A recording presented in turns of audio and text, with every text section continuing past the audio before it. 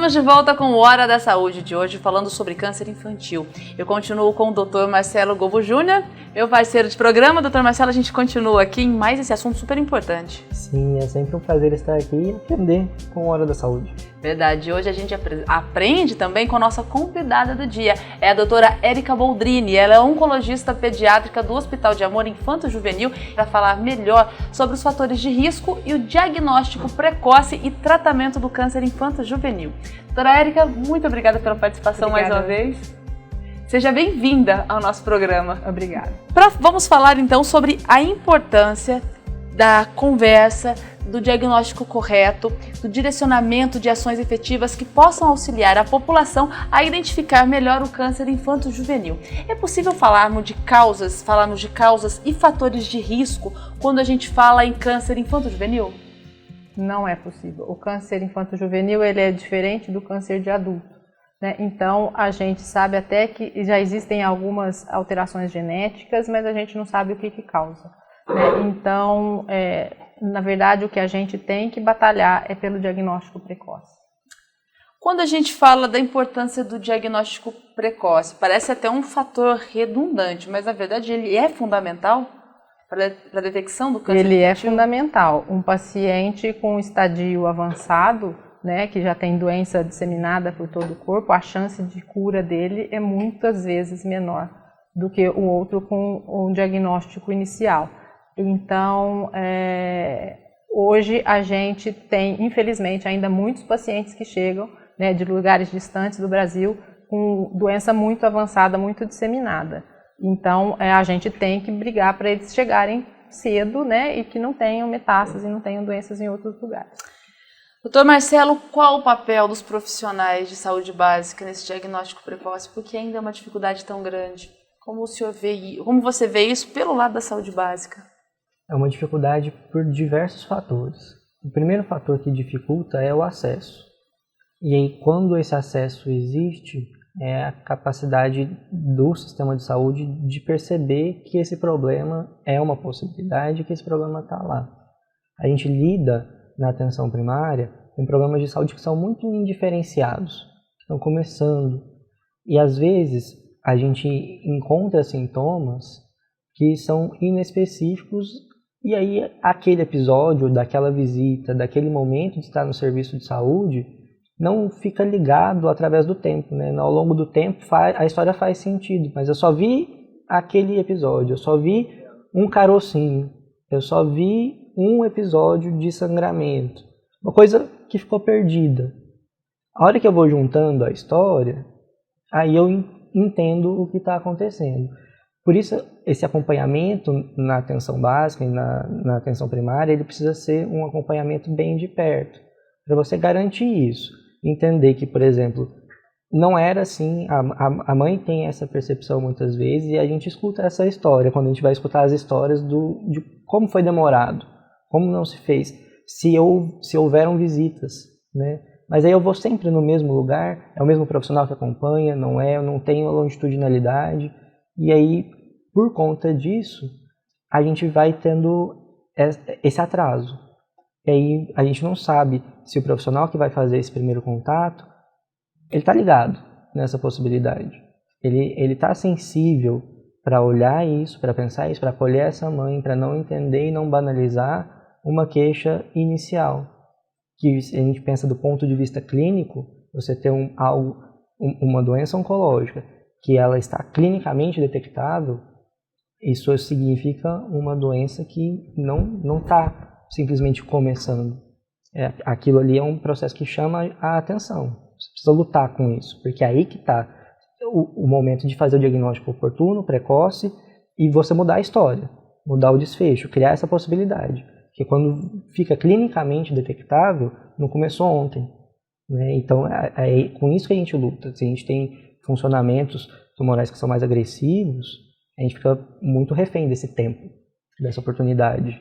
E em localidades onde existam centros de excelência, como é o caso de Barretos e outros locais que têm, né, também unidades do Hospital de Amor, é importante que esses centros de excelência façam um diálogo, estabeleçam um diálogo com as unidades básicas, doutora Érica? É muito importante. Trabalhem juntos. Então, e eu acho que esse é um dos grandes problemas do Brasil. né? Como o Marcelo falou, o paciente ele tem a dificuldade de chegar no centro de saúde, né, na unidade básica, depois do profissional reconhecer, e tem uma terceira dificuldade, que é ele conseguir referenciar, né, para um centro terciário, para um centro especializado. Então, eu acho que é por isso até que a gente acaba recebendo pacientes de tão distante, né, que às vezes ele até teria um centro mais próximo, mas que não tem como fazer essa referência, não se sabe como, e, né, ou ele não tem vagas para isso. Então é isso que a gente precisava a nível de Brasil tentar facilitar, né, a transição do paciente do nível primário para o secundário para o terciário, então que isso funcionasse para a gente receber esse paciente.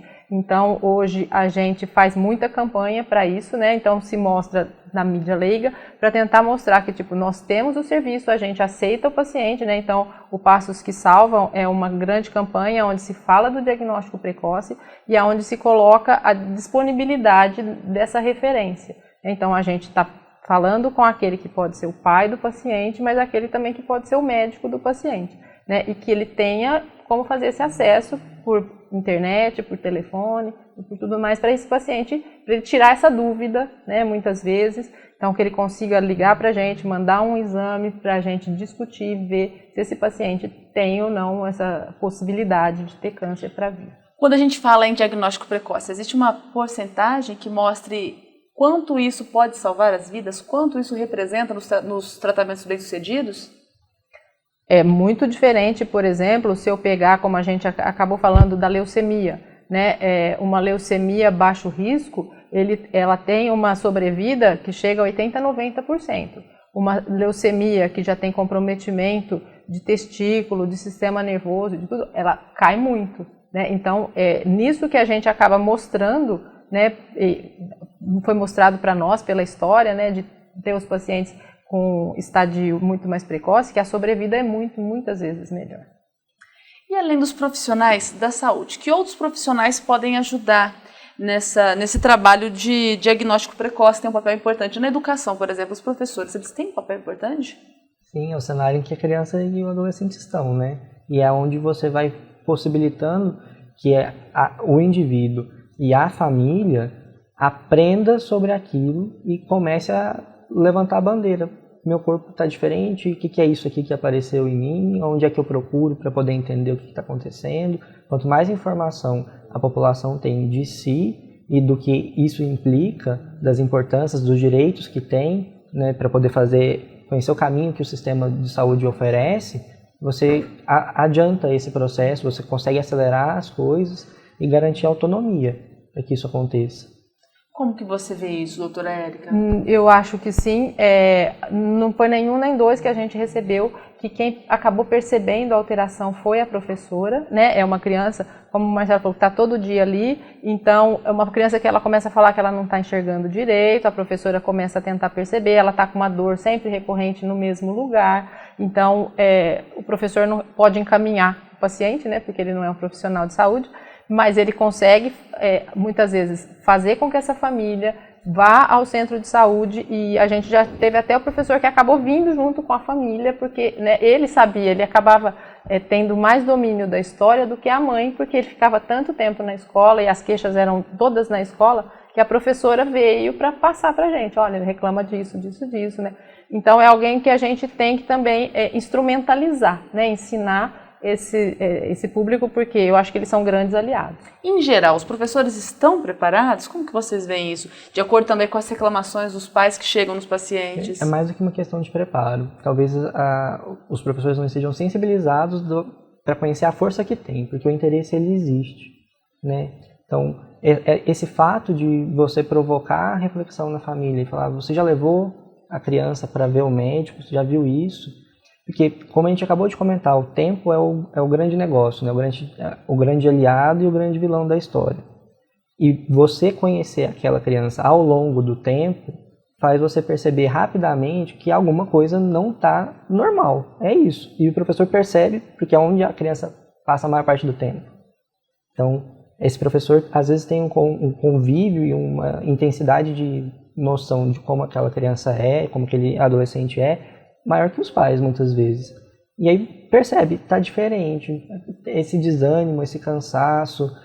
enxergava o quadro, começou a ter um desempenho escolar diferente, aí não está enxergando direito a lousa, de onde veio isso, tem uma alteração de equilíbrio, teve uma dor de cabeça estranha, a dor de cabeça não passa, e é nessa hora que você aponta, já foi ver isso? Já levou no serviço de saúde? Para poder construir essa cultura, mostrar que isso é uma possibilidade. E isso quando a gente fala de diagnóstico, sem falar o papel depois que você tem o diagnóstico estabelecido, que aí é infinitamente maior, que é garantir para esse indivíduo que está nessa fase de vida o que essa fase de vida proporciona para ele, que acho que é um dos maiores desafios de cuidar de qualquer adoecimento crônico na infância e na adolescência. Nos consultórios, vocês, né, o Dr. Marcelo na saúde básica, a doutora Érica no centro especializado, quais são as principais reclamações dos pais? Né, o que eles mais reclamam normalmente em relação ao diagnóstico precoce, que poderia ter sido feito, que não foi feito, ou que foi realizado de verdade?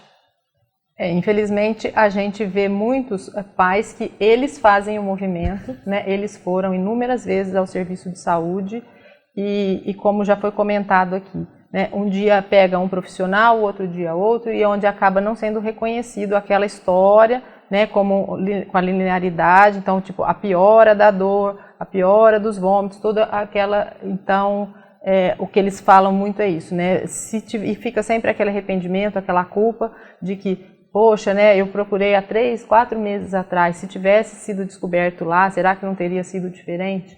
Então isso é muito recorrente. E existem histórias bem-sucedidas também? Existem, né? A gente não pode falar que não. A gente tem histórias que o paciente, na primeira dor, por algum acaso, ele acabou fazendo uma imagem, já foi diagnosticado e o paciente já veio, mas infelizmente esses ainda são anedóticos. Doutor Marcelo, e na saúde básica, como que é isso? É exatamente o que a Érica falou. E é o que dói enquanto profissional da atenção primária, você escutar isso. Escutar de uma mãe, eu procurei e a minha queixa não foi valorizada, não foi ouvida, foi a mágoa do pai, da mãe, do responsável, é a mesma que a nossa enquanto profissional do cuidado, que é perceber que a queixa não houve escuta, né? Não houve valorização disso. E a mãe, ela conhece o filho que tem, e se uma mãe chega para você e fala: tá diferente, vale a pena ouvir isso. É a pessoa que mais está interessada. A gente, às vezes, enquanto profissional de saúde, interpreta o cuidado da mãe quase como inoportuno, mas porque a gente não entende que o que a mãe quer é o que você quer também. E ela quer mais do que qualquer um. E aí, como que você vai aliar isso? Você vai construir isso de uma maneira que vire algo produtivo. Entender o interesse que tem nisso, né? Que às vezes aquela insistência de falar: está acontecendo isso com o meu filho, me ajuda, eu não sei o que fazer. E a gente tem a parte técnica, a gente que vai poder instrumentalizar ela e entregar esse cuidado, né? Então, esse cuidado na relação com o profissional de saúde é muito delicado. E a gente tem um papel muito grande nisso, de estar sensível e de estar disponível para escutar.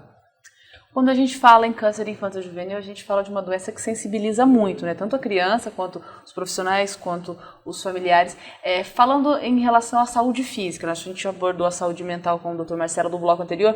A família, ela precisa de uma atenção especial também, nesse momento? Precisa. Na verdade, o câncer ele ainda é muito estigmatizante e, se tratando de criança, né, a gente sempre fala que é o binômio, criança e família. Mas no câncer, especificamente, toda a família adoece. Né? Então, eu acho que é aí que entra muito o tratamento humanizado. Né? A gente tem que cuidar dessa criança em todos os domínios dela, não só no físico, no psicológico, no social, no espiritual, e a família entra muito junto nisso tudo. Né? Então, por isso que eu falei, quando a gente tem a família por perto, é muito melhor para a criança e é muito melhor para a família. Né? Ela vivenciando tudo aquilo, ela vai adquirindo capacidades, né, de cuidar, ela vai se especializando também no cuidado e eu acho que ela se sente mais segura e aí eu acho que as coisas fluem um pouco melhor. Muito obrigada, doutora Érica, pelas informações. Obrigado, doutor Marcelo.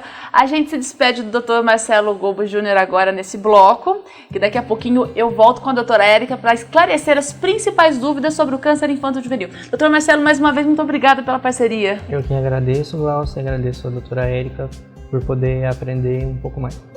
E você que está com a gente aqui no Hora da Saúde, continue conosco. Daqui a pouquinho, dúvidas e respostas dos telespectadores aqui com a doutora Érica Boldrini. Até mais!